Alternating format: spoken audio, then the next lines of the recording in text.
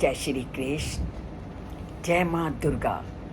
आज माँ दुर्गा की स्कंद माता के रूप में उपासना की जाती है।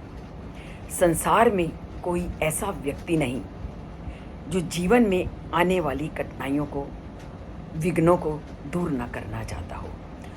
माँ दुर्गा का जो स्कंद माता के रूप की पूजा है, वो व्यक्ति के जीवन में आने वाली कठिनाइयों को, जीवन में आने वाली मुसीबतों को दूर करती है।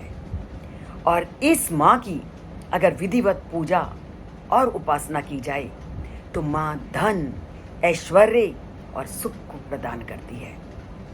ज्ञान, विवेक और शांति को प्रदान करने वाली माँ स्कंद माता है।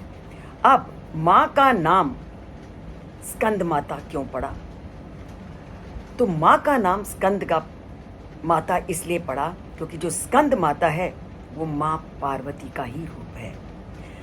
आदि शक्ति ने जैसे जैसे समय की ज़रूरत पड़ी, उन्होंने उस रूप में या तो स्वयं प्रकट होकर के या किसी के घर जन्म लेकर के धरती पे रहने वाले लोगों का उद्धार किया। और माँ स्कंद माता का ये जो जन्म है वो कैसे हुआ? ये पार्वती का ही रूप है माँ स्कंद माता। जब तारकासुर राक्षस ने ब्रह्मा जी से वर प्राप्त कर लिया और उसे जब अलौकिक शक्तियाँ प्राप्त हो गई तो अहंकार उसके सर पर चढ़कर नाचने लगा। और ये बात स्वाभाविक है कि जब जब व्यक्ति को शक्तियाँ प्राप्त होती हैं तो उन शक्तियों को वश में करना बहुत मुश्किल होता है। इसीलिए हमारे गीता में, अन्य ग्रंथों में कहा है कि अगर किसी भी चीज़ की प्राप्ति होती है तो उसको अपने अंदर समेटना सीखो। उनको कैसे आपने उन्नति को, कैसे उच्च पद को आपने अंदर समेट के चलना है, ये कदम कदम पर श्री कृष्ण हमें उपदेश देते हैं। और जो नहीं समेट पाते वो आतंक फैलाते हैं।